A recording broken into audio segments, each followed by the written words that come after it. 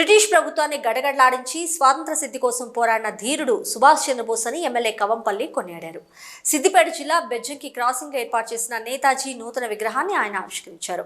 Road వెడల్పులో భాగంగా గతంలో ఉన్న నేతాజీ విగ్రహాన్ని శిథిలావస్థకు చేరుకోవడంతో ధ్వంసమైన విగ్రహ స్థానంలో కొత్తగా తాను గత అసెంబ్లీ ఎన్నికలకు ముందు ఇచ్చిన హామీ మేరకు ఈ రోజు ఆవిష్కరించడం జరిగిందని పేర్కొన్నారు. ఈ సందర్భంగా ఆయన మాట్లాడుతూ గత 5 సంవత్సరాల క్రితం ఏర్పడిన నూతన గ్రామ పంచాయతీ బెజ్జంకి క్రాసింగ్ అని అన్ని వసతుల కొరకు కృషి చేస్తున్నామని తెలిపారు. మహిళా భవనంలో త్వరలోనే పూర్తవుతుందంటూ చెప్పుకొచ్చారు. ఈ ప్రాంతంలో ఏర్పాటు చేయబోయే ఇథనాల్ ఫ్యాక్టరీ కూడా అనుమతులు ఉన్నాయో లేదో తనకు పూర్తి సమాచారం లేదని, ఒకవేళ అనుమతులు కనుక ఉన్నట్లయితే వారితో మాట్లాడి ఈ ప్రాంత యువకులకు ఉద్యోగ ఉపాధి అవకాశాలు కల్పించగలనని పేర్కొన్నారు. త్వరలోనే కొత్త రేషన్ కార్డులను రాష్ట్ర ప్రభుత్వం ద్వారా అర్హులందరికీ అందిస్తామంటూ చెప్పుకొచ్చారు.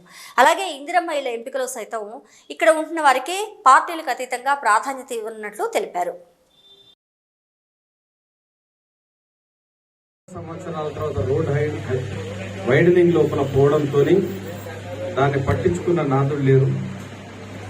10 ఏళ్లుగా నిరాధరణకు గురి అయిపోయిన తర్వాత ఈరోజు ఈ నియోజకవర్గంలో ఈ గ్రామంలో ఉన్న అందరూ కూడా సుభాష్ చంద్రబోస్ విగ్రహం పెట్టాలని తలిచినప్పుడు ఆ కార్యక్రమాన్ని అన్న దామన్న తీసుకొని దామోదరన్న చేతుల మీదుగా విగ్రహం కానీ ఆ స్టేజ్ కట్టించడం కానీ తన సొంత డబ్బులతో ఎవరి దగ్గర చందాలాంటి చేయలేదు.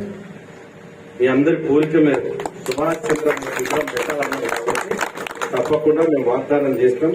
ఎన్నికల ముందు కూడా పెట్టిస్తా అని చెప్పినాం. ఎన్నికల కోడ్ ఉండే 3 నెలలు, అది ఆలస్యమైంది, క్షమించాలి. మరి అదేవిధంగా మీ ఇళ్లను కూడా పరిశీలించిన నేను